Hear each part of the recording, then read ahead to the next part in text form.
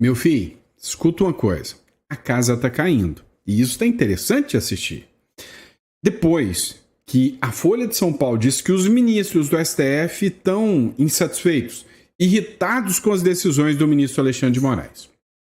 Depois de vários jornais, inclusive a Globo, fala não dá para passar pano para isso aqui não. Até órgãos e ONGs internacionais começam a bater no ministro Supremo Alexandre de Moraes. Olha isso aqui. Matéria do Poder 360. A prisão do Bolsonaro é frágil, diz a Transparência Internacional. Ora bolas. Aos poucos, aquela turminha que dizia que o ministro Alexandre de Moraes estava sendo injustiçado sobre as decisões do Trump, começam a acreditar que o Trump estava certo ao aplicar a Lei Magnitsky.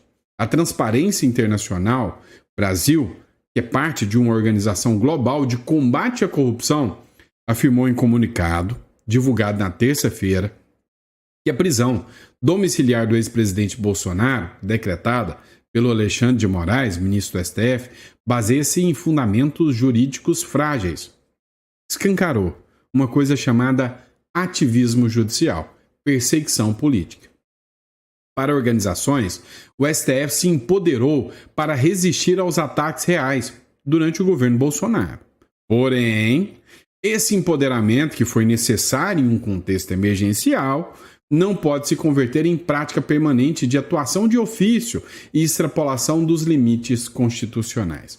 Passou um pano danado, mas falou o que precisava falar. Inventaram um discursinho de que era para defender a democracia e agora matam a democracia. A Transparência Internacional disse que a prisão domiciliar do ex-presidente foi provocada por, abre aspas, suposta violação de proibição genérica de comunicação, o que, para a organização, é preocupante. Parece configurar uma tentativa de silenciamento incompatível com o Estado de Direito. Resumindo, ditadura do judiciário dita pela Transparência Internacional. Sabe, as máscaras estão caindo. As coisas estão acontecendo e está todo mundo escancarando, né? Que essa historinha de defesa da democracia foi história para boi dormir, tá bom?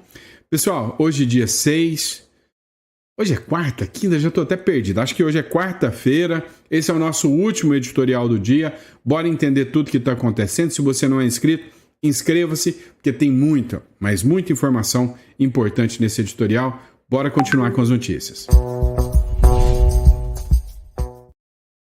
Já pensou em ver a Globo News se tornando uma emissora de direita? Você já pensou nisso? Dá uma olhada. Matéria 360 diário, já ia falar Poder 360. Globo News reformula a linha editorial após uma pesquisa mostrar o canal como muito esquerdista. Pois é, a Globo News, que é um dos principais canais de notícia do Brasil, grande, forte, conhecido e que recebe muito cascalho, muita verba, está no centro de uma polêmica, porque muitas reportagens indicaram que vai ter uma reformulação da Globo News. Gente está caindo, né? Ou seja, Daniela Lima, entre outros.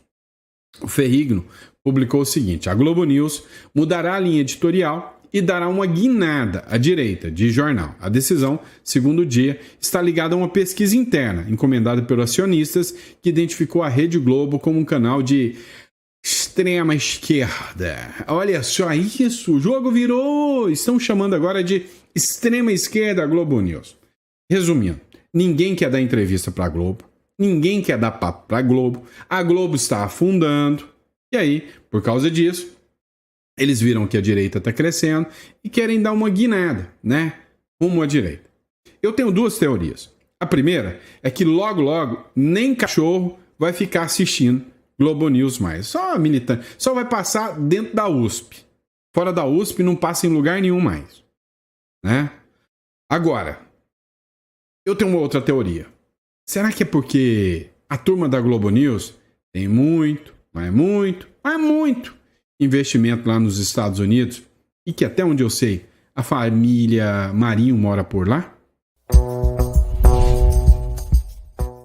Vem cá, mas a gente precisa entender uma coisa.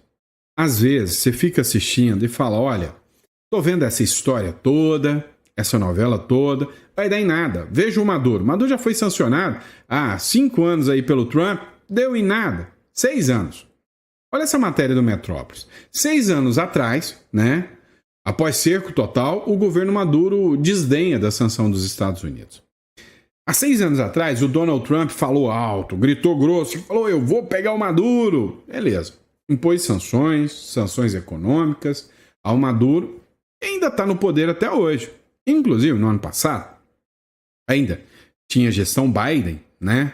Passador de pano para a esquerda. De esquerda, né? O que aconteceu? O Maduro fraudou as eleições. Segundo o Maduro, a economia venezuelana mandou um dane-se para o Trump. Está crescendo 7% ao ano e não precisa do Donald Trump. Então, que o Brasil também não precisa se preocupar nem um pouquinho. Porque com sanção ou sem sanção, o Brasil vai crescer muito mais, igual a Venezuela. Nós vamos nos tornar uma Venezuela com muito orgulho. Só que o jogo não é bem assim, a gente precisa entender a real. Os números que são apresentados por esses governos socialistas são todos mentirosos. Eles manipulam a verdade. Todos os lugares que o Lula ama, que é Venezuela, que é Cuba, que é a China, que é a Rússia, os números são aqueles que o governo informa da forma que eles bem entendem. Não tem nada de transparência nem nada disso. Os números são mentirosos. Tem um cara aí que faz uns vídeos, né? O Nômade Sincero. Acho que é isso o nome do canal dele, né? O cara fez uma visita na Venezuela. Você vê que não é nada disso. O povo lá passa uma dificuldade lascada, né? Só que eles mentem, eles são mentirosos. Essa turma esquerdista, socialista, é mentirosa. Vou colocar um vídeo para vocês, vou dar um exemplo do que pode acontecer no Brasil.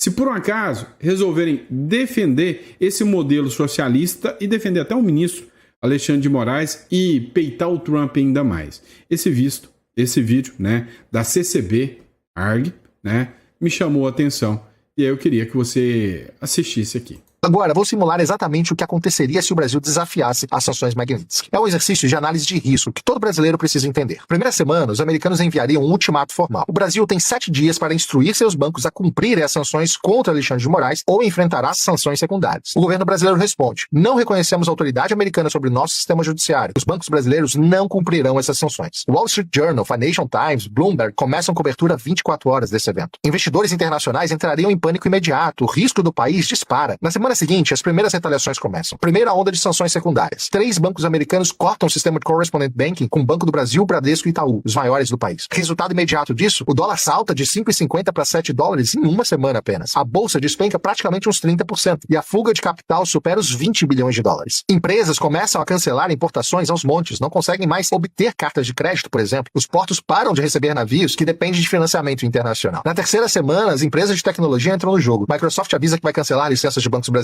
em 30 dias, Amazon suspende novos contratos com bancos brasileiros, Google bloqueia sistemas. Agora vou explicar algo que nenhum político quer te falar. O preço humano real que os brasileiros pagariam se o governo decidisse proteger Alexandre de Moraes. Não é sobre economia abstrata não, tá? É sobre vida e morte. O primeiro impacto seria uma catástrofe sanitária sem precedentes. Eu vou te explicar por quê, não é exagero. E aqui está um dado que vai chocar vocês. O Brasil importa 95% dos ingredientes farmacêuticos ativos. Significa que 95% dos medicamentos vendidos no Brasil dependem de importações. Insulina para diabéticos, quimioterapia para pacientes de câncer, medicamentos para HIV ou remédios psiquiátricos. Sem acesso ao sistema financeiro internacional, laboratórios estrangeiros param de aceitar pagamentos brasileiros. É como se cortassem o oxigênio de um sistema de saúde nacional inteiro. Além disso, em relação a equipamentos médicos, seria ainda pior. O Brasil importa 80% dos equipamentos hospitalares. Marca-passos, desfibriladores, máquinas de hemodiálise, tomógrafos, respiradores. Imaginem hospitais com pacientes de UTI e os respiradores parando de funcionar porque não conseguem importar peças de reposição, por exemplo. Não conseguem pagar fornecedores estrangeiros. Cirurgias cardíacas canceladas porque não há como importar válvulas, transplantes suspensos porque não há como pagar medicamentos anti-rejeição. Em 6 meses, teríamos uma crise humanitária comparável a uma guerra, praticamente. Milhares de mortes evitáveis por falta de medicamentos e equipamentos. Segundo impacto, a destruição do sistema alimentar brasileiro. E aqui um outro dado terrível. O Brasil importa 85% dos fertilizantes que usa. E sem fertilizantes, a produtividade agrícola despencaria pelo menos 60% em uma safra. Os preços dos alimentos disparariam. Arroz, feijão, carne, leite, tudo ficaria praticamente inacessível para a população mais carente do Brasil. Mas vai além da da produção. O Brasil exporta 80 bilhões de dólares em produtos agrícolas por ano. Sem acesso ao sistema financeiro internacional, as exportações praticamente parariam. O resultado disso é que o agronegócio praticamente quebraria. Milhões de empregos rurais seriam perdidos, cidades do interior entrariam em colapso total por conta da economia ser dependente desse mercado. O terceiro impacto seria uma crise energética. O Brasil importa 70% do petróleo que refina aqui dentro. Importa 40% do gás natural que consome. Sem poder pagar fornecedores internacionais, as refinarias parariam. Os postos de combustíveis ficariam sem gasolina. Caminhões param de rodar. A distribuição de alimentos colapsa. Usinas termoelétricas ficariam sem gás. Isso causaria uma instabilidade no sistema elétrico. As indústrias param de produzir por falta de energia confiável dentro do país. É como se voltássemos lá no século XIX.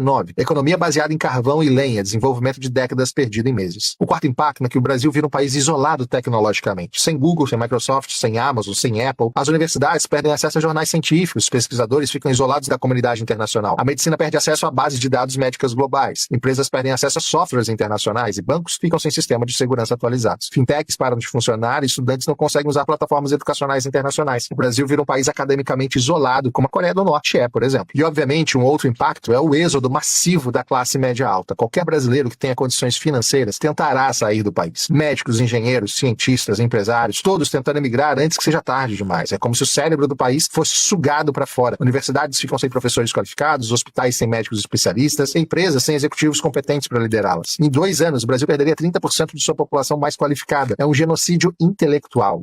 O sexto impacto seria a destruição do sistema previdenciário. Imagina fundos de pensão brasileiros que têm 50% de investimentos em títulos estrangeiros. Com essas aplicações congeladas, as aposentadorias poderiam parar de ser pagas. É como se roubassem décadas de contribuições previdenciárias e idosos ficam totalmente desamparados, com famílias inteiras entrando em completo desespero. E aqui está o dilema moral que vai definir o futuro do Brasil. De um lado, proteger a independência de um ministro do STF. Do outro, proteger 220 milhões de brasileiros de uma catástrofe humanitária. De um lado, manter o orgulho nacional. E do outro, evitar que milhares morram por falta de medicamentos importados, por exemplo. De um lado, resistir ao imperialismo americano. E do outro, permitir que o Brasil continue negociando com todo o restante do mundo. A realidade é que a soberania é um luxo que países dependentes não podem pagar. E o Brasil é brutalmente dependente do sistema internacional. Não temos medicamentos próprios, não temos fertilizantes próprios, não temos tecnologia própria, não temos sistema financeiro independente. Somos um país com pretensões de potência, mas com a vulnerabilidade de um país subdesenvolvido. E essa contradição seria exposta de uma forma brutal. A realidade é brutal, mas precisa ser dita. O Brasil não tem condições de desafiar o sistema financeiro americano. A Lei Magnitsky não é apenas uma ferramenta jurídica, é uma arma geopolítica que pode destruir economias inteiras, como já fez antes. E o Brasil está totalmente vulnerável a ela. A verdadeira lição aqui não é sobre Alexandre de Moraes ou STF, é sobre poder real no mundo moderno. Poder real não está em constituições ou soberania formal, está no controle de sistema financeiro global. E esse controle está lá em Washington. O que vai acontecer nos próximos meses determinará não só o futuro de Alexandre de Moraes, mas o futuro da relação entre Brasil e Estados Unidos. Uma coisa é certa, a hora da inocência acabou. Autoridades brasileiras agora sabem que estão sujeitas ao escrutínio americano. E saiba, isso muda todo o jogo. Se você quer entender como essas pressões geopolíticas afetam sua vida, se inscreva no canal. Na próxima semana eu vou explicar como os outros países criaram sistemas financeiros alternativos e por que eles fracassaram. E deixa nos comentários, você acha que o Brasil deveria resistir ou ceder às pressões dos americanos?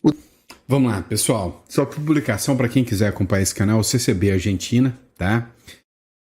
Você pode ter observado e pensou, nossa, como esse advogado fez uma análise do futuro, né? Como ele foi uma mãe de Ná agora. Não foi, não. Ele só observou o que aconteceu em Cuba, Venezuela e está dando o retrato do que vai acontecer exatamente aqui no Brasil. E a resposta é muito simples. A situação é muito simples. Enquanto você olha, roendo as unhas e preocupado, o esquerdista olha, ai, tudo que eu quero para o meu país. Não é assim? É isso que eles querem. Eles querem a destruição total econômica do país para que eles possam dominar. O poder, a riqueza, tudo fica na mão de poucos. É isso que é o socialismo. Vamos lá. E aí, para falar em questões econômicas, dá uma olhada nisso aqui. A Embraer propõe investir 500 milhões nos Estados Unidos para produzir aeronaves e evitar tarifas sobre os produtos brasileiros. Isso aqui é um retrato de tudo que acabou de ser dito agora. Se a Embraer vai investir 500 bilhões lá nos Estados Unidos, responde para mim, Peito Pombo, vai criar emprego aqui no Brasil ou lá nos Estados Unidos? Vai pagar imposto aqui no Brasil ou lá nos Estados Unidos? Vai ter que ter empregos, né, terceiros sendo contratados, ou seja, trabalho indireto para o Brasil ou para os Estados Unidos? A resposta é simples, são eles. Eles estão fazendo certo. Estão defendendo a sua economia, enquanto o Brasil quer jogar a economia literalmente pro lixo. Olha, a Embraer anunciou ontem, tá, que pretende investir 500 bilhões, não é de reais, é de dólares, 500 bilhões de dólares para produzir o avião cargueiro militar KC-390 nos Estados Unidos, se o país optar pela compra da aeronave. Ou seja, se o Trump falar, não, eu quero comprar, em vez de comprar do Brasil, produz com a tecnologia brasileira lá nos Estados Unidos. E aí, aqui, o brasileiro fica literalmente a ver navios. Mas a coisa vai muito além, mas muito além mesmo. A questão militar está chamando a atenção. Olha essa publicação da Sociedade Militar que eu trago para você agora. Olha isso. Quando eu estou falando para vocês que os americanos são espertos, que eles sabem articular e, do ponto de vista estratégico, dão um banho no Brasil, isso é fato. Gripen, radares, submarinos ameaçados. Após a ofensiva do Trump contra o Brasil, os Estados Unidos cancelaram reuniões com militares brasileiros e podem restringir o fornecimento de equipamentos e peças essenciais. Após as sanções e o tarifaço do Trump, os Estados Unidos cancelaram reuniões com militares brasileiros, colocando em risco a manutenção de caças, Gripen, radares, submarinos, com equipamentos essenciais ameaçados e o orçamento militar apertado. Os comandantes alertam Lula para o perigo iminente à segurança nacional. Vem cá, você acha que a estratégia dos Estados Unidos de enfraquecer o poderio militar do Brasil, deixar o Brasil, né, sem brocha para pintar meio fio, você acha que isso não tem nada a ver? É só uma coincidência? Ou seja, eu enfraqueço o seu poderio militar, depois o porta-aviões chega no Paranoá. É assim que funciona. Agora, você acha que chegarão navios iranianos aqui no Brasil depois do que o Trump fez por lá no Irã? Lembra do que ele fez lá? A guerra só durou 12 dias.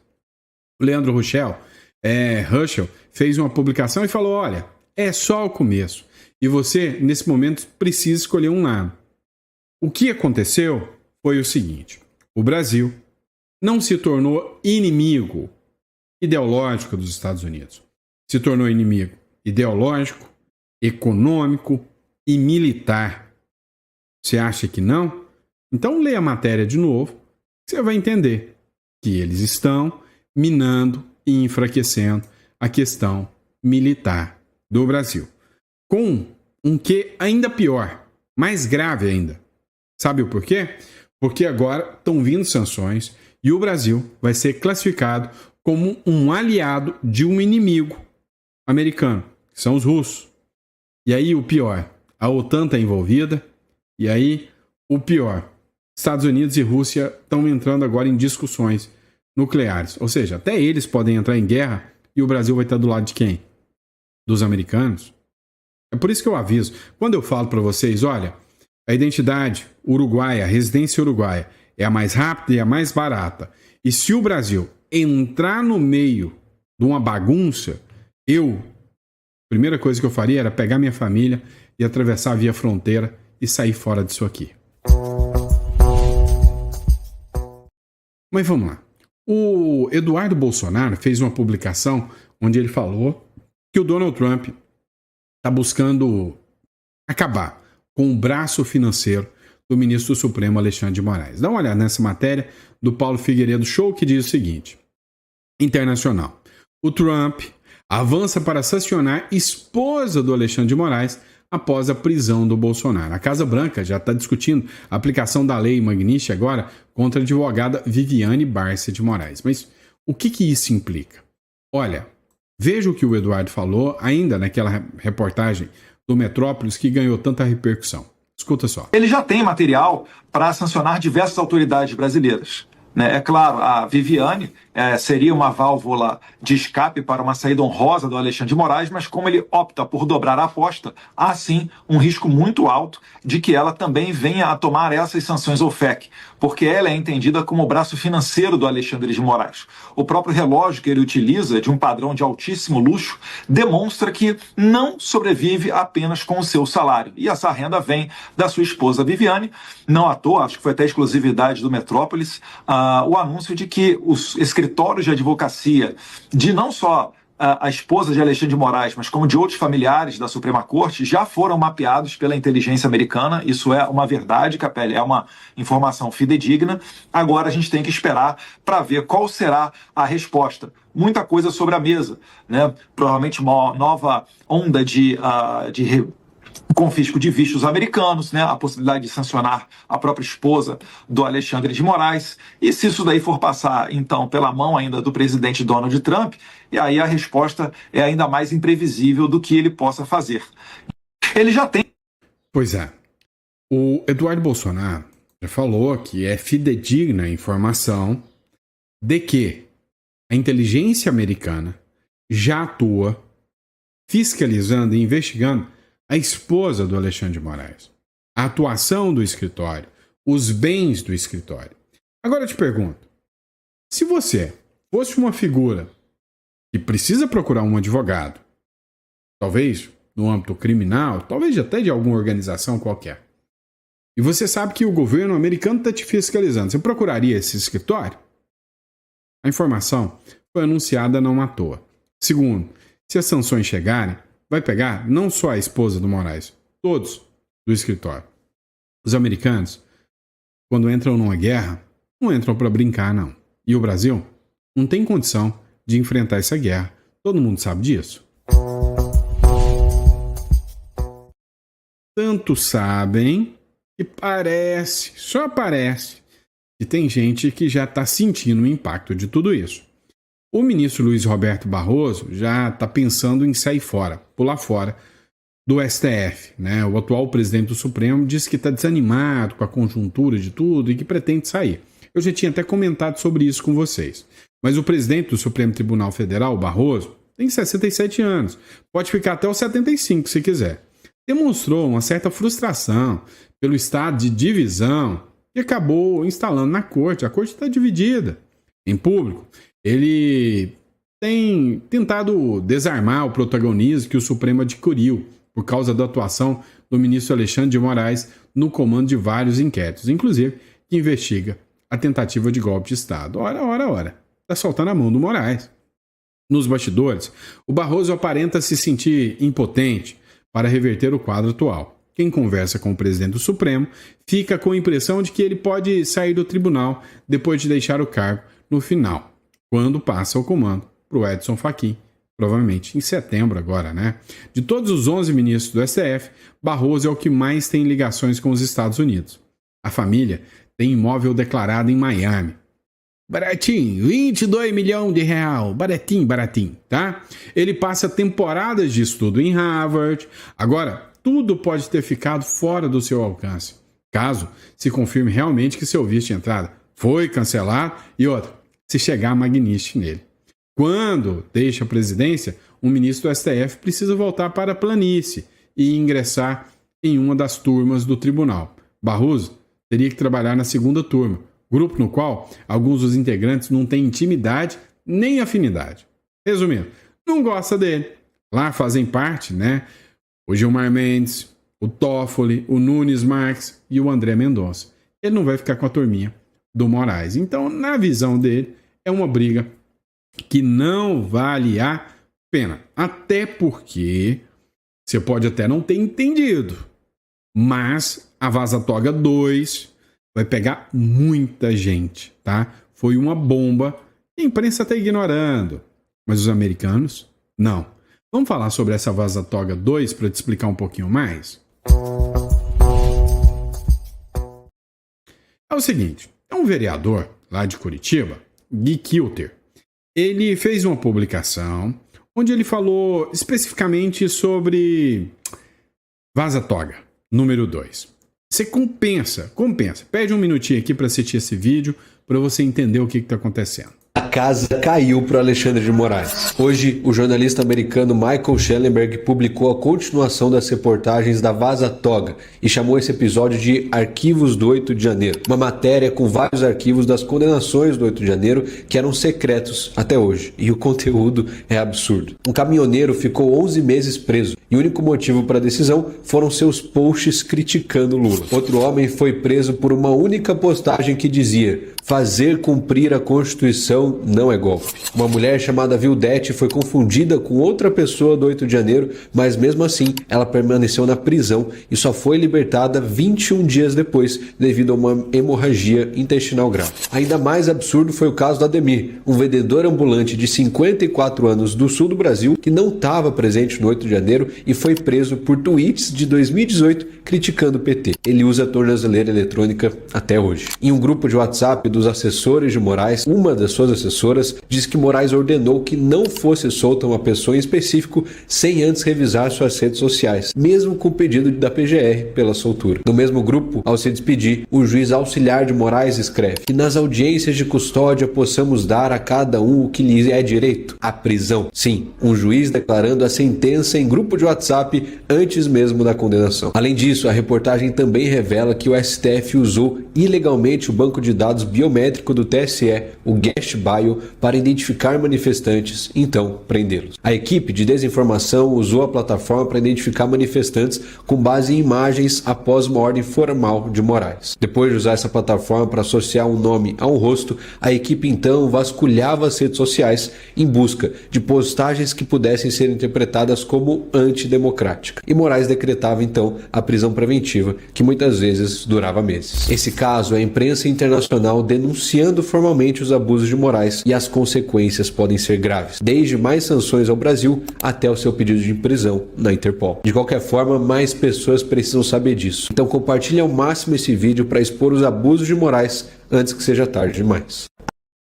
Pois é interessante a gente observar que essas denúncias que foram feitas mudam a regra do jogo por completo. Aqui a gente não vai falar mais de anistia. Não é anistia. É anulação total. Se bem que, cá entre nós, qualquer estudante, né, do primeiro período, ou melhor, qualquer um que tem o tic-tac funcionando bem, já entende que o foro não era o STF. Afinal, Bolsonaro não é presidente. O Lula foi julgado em primeira instância. Por que o Bolsonaro não pode? Esse é o primeiro passo. Segundo, a vítima pode ser o juiz? Não. E processo de ofício? Dá para começar? Também não. Vem cá, processo sem observar a individualização das condutas e da pena? Também não. A vítima sendo juiz? Eu já falei sobre isso? Já, né? Então, não tem jeito. Já tinha fundamento suficiente para ser ilegal. Agora, com essas informações escancaradas, mostrando que havia uma justiça paralela, não é justiça paralela, é tribunal de exceção. Tribunal de exceção é previsto como algo proibido na nossa Constituição. Só acho que a Constituição não tem muito valor mais, né? Mas o que eu posso dizer para vocês é caso de anulação total. E aí eu te pergunto, há possibilidade de uma investigação superior, algo no Tribunal Penal Internacional no futuro? Sim, existe essa possibilidade. Existe a possibilidade do governo americano assumir as regras desse jogo e fazer uma condenação contra o Alexandre de Moraes? Também sim. Inclusive, com inclusão no Interpol? Sim, há essa possibilidade. Agora, uma coisa é certa. Se tem uma coisa que o PT gosta, é controlar você, é controlar o discurso todo. Eles ganham no tapetão, são revolucionários que querem ganhar com força armada, mas te desarmando. Na verdade, esse negócio de um armado e contra um desarmado chama-se covardia. São covardes. Olha só, acabou. Não tem mais clima para censura prévia no Brasil. Duvido que o judiciário teria coragem de obrigar as plataformas a fazerem isso. O mundo está horrorizado com o que se tornou o nosso país. Um novo bloqueio seria um escândalo mundial, pois confirmaria novamente que não somos uma democracia. Adivinha? O PT pediu o bloqueio das contas de nada mais nada menos do que da maior figura política dentro das redes sociais, talvez do mundo. Você sabia que o vídeo mais viralizado até hoje bateu até o Donald Trump e a do Nicolas Ferreira? E agora vem o PT dizendo, olha, se eu não posso ser tão grande quanto eles, eu o elimino. É assim que é o modus operandi dessa galera socialista. E vem bem no dia que o Lula diz que vai se tornar ainda mais esquerdista, ainda mais socialista. Realmente é uma deploração sem precedentes do que se tornou o Brasil. Tá bom? Vamos lá, pessoal. Obrigado, tá? Pela confiança, pela credibilidade de vocês em mais um dia de editorial. A gente volta amanhã com mais conteúdo para vocês. Muito obrigado pela confiança. Vamos lá. Queria que vocês prestassem atenção em alguns pontos, tá? Como vocês sabem, o nosso escritório especializado em holding, offshore e internacionalização e imigração, em especial para o Uruguai. Presta atenção. O pior de tudo é você deixar tudo para depois. Não cometa o erro que cubanos, que venezuelanos cometeram. Eu tenho alguns amigos cubanos, inclusive, que já me procuraram para fazer a cédula de outro país, porque não querem passar de novo o que já passou aqui no Brasil. Então, se você está com medo, entende o que está acontecendo, e você acha que você tem que ter uma segunda cédula, tá? Uma segunda residência, clica aqui na descrição, aqui, ó. Na descrição, você vai entrar na nossa página e vai selecionar se você quer falar sobre holding ou sobre imigração. E aí, a grande questão é a seguinte, para pensar. Lembra do povo do 8 de janeiro? O povo do 8 de janeiro jamais pensou que estava cometendo um crime. Antes de mais nada, você tem que ter uma figura no Brasil chamada dolo. Dolo é a vontade de cometer um crime. Você pensa mesmo que pessoas como a Débora do Batom, que já viu tanta gente se manifestar em Brasília, tanto petista se manifestar em Brasília, achava que poderia ser condenada a 14 anos de cadeia? Não. É por isso que muita gente do 8 de janeiro fugiu. Fugiu para o Uruguai, fugiu para a Argentina, fugiu para o Paraguai e para outros lugares. Só que ao fugir para lá, eles chegaram ilegais, sem o trâmite de imigração. E aí, para você fazer o trâmite de imigração, você não pode ter antecedentes criminais. Essas pessoas ficarão à mercê desses países, desse arbítrio aqui do Brasil. Agora imagina, se essas pessoas já tivessem antes uma residência legal lá. A jurisdição seria do Uruguai, ou do Paraguai, ou da Argentina, ou dos Estados Unidos. Então, você vai, tem sua residência lá, você está no Uruguai, qualquer ordem a ser cumprida lá está tratando agora de um residente do país.